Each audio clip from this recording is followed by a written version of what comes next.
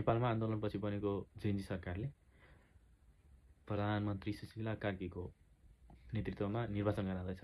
यही आउँदो फागुन 21 गते फेरि निर्वाचन हुँदैछ र योभन्दा अगाडि भएको निर्वाचनमा कुन कुन क्षेत्रबाट कोले जितेका थिए र कसको कति मत आएको थियो भन्ने कुराको हामी विश्लेषण गर्छौँ र यसपालि को त्यहाँबाट उम्मेदवार हुन सक्ला, सम्भावित उम्मेदवारहरू को हुन सक्ला भनेर पनि अनुमान गर्नेछौँ। ल अब हामी सुरु गरौँ मकवानपुर क्षेत्र नम्बर 1 बाट। मकवानपुर क्षेत्र नम्बर 1 बाट राप्रपाका दीपक सिंहले अप्रत्याशित रूपमा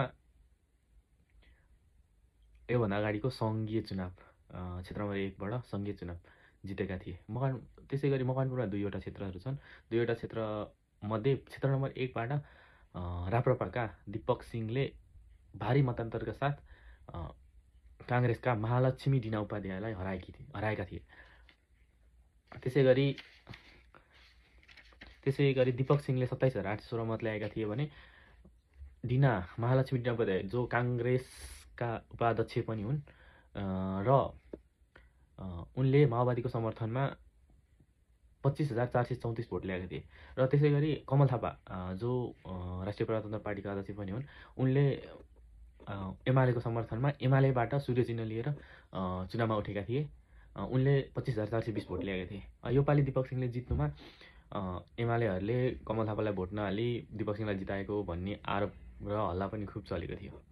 र त्यसै गरी मकवानपुरमा 2वटा प्रदेशसभाहरू छन्। प्रदेशसभा 1 बाट प्रेमबहादुर पुलामी जो माओवादीबाट विजयी भएका थिए भने जसलाई काङ्ग्रेसको समर्थन थियो। त्यसै गरी प्रदेशसभा ख बाट इन्द्रबहादुर बानिया जो काङ्ग्रेसका मकवानपुर जिल्ला सभापति, पूर्व सभापति र अहिलेका काङ्ग्रेसका केन्द्रीय सदस्य पनि हुन्। उनी शेरबहादेव निकट मागी छन्। यसै गरी उनी अहिले बागमती प्रदेशसभाका प्रदेशका मुख्यमन्त्री समेत छन्। र यसै गरी हामी अर्को पटक फेरि क्षेत्र नम्बर 2 को भिडियो लिएर आउनेछौँ। हेर्दै गर्नुहोला, लाइक, सब्सक्राइब एन्ड सेयर गर्नुहोला। धन्यवाद।